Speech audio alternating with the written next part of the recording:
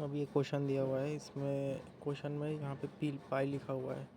पाई मतलब क्या होता है कि POS। तो POS वाला जो टर्म्स होता है उनको हम लोग टेबल में ट्रुथ टेबल में 0 0 करके लिखते हैं। लेकिन जो क्वेश्चन दिया हुआ है, क्वेश्चन में ये प्लस के टर्म्स में दिया है, मतलब कि सम ऑफ प्रोडक्ट। तो हमको क्या निकालना है? सम ऑफ प्रोडक्ट निकालना है।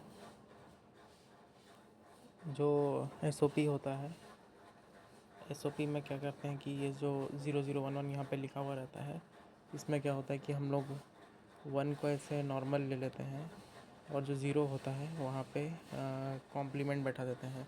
और जो POS होता है, POS बनाते टाइम हम क्या करते हैं कि 1 को हम लोग कॉम्प्लीमेंट करते हैं एंड 0 को हम लोग नॉर्मली लिख देते हैं।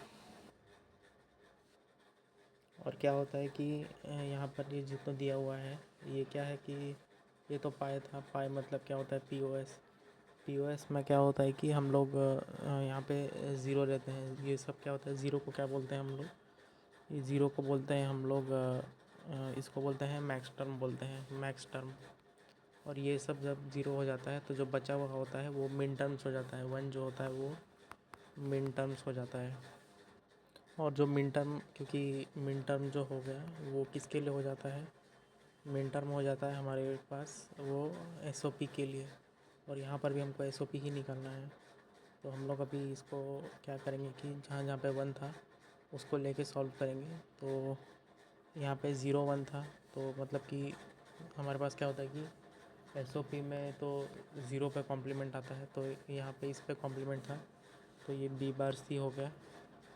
B⁻C प्लस ये पूरा जो था, फिर ये A था, क्योंकि A पे बस 1 है तो यहाँ पे बार नहीं लगेगा।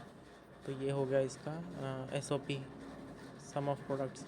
अब SOP से हम लोगों को अगर ये निकालना है, इसको क्या बोलते हैं, PO। हमको अगर ये तो सम ऑफ प्रोडक्ट्स निकल गया, अगर हमको सिर्फ POS निकालना रहता ये पाई वाले इसको लेके, तो हम लोग इसी से निकाल सकते हैं। हम लोग डिस्ट्रीब्यूटिव लॉ लगाएंगे A + B⁻C का। तो क्या होगा कि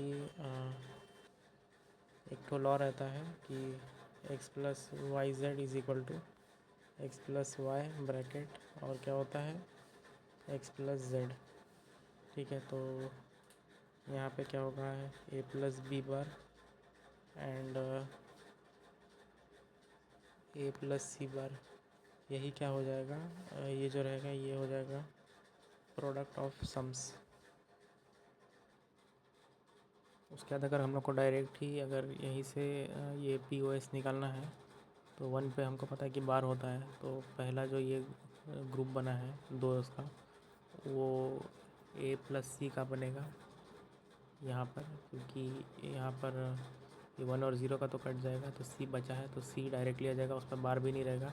और जो ये दूसरा बचा हुआ है, तो यहाँ पर A+ क्या होगा कि ये 0 और ये 1 कट जाएगा, 1 बचा है, तो A + B बार, क्योंकि B पे 1 है तो उस पर बार हो जाएगा। तो ऐसे करके हम लोग POS और SOP बना सकते हैं।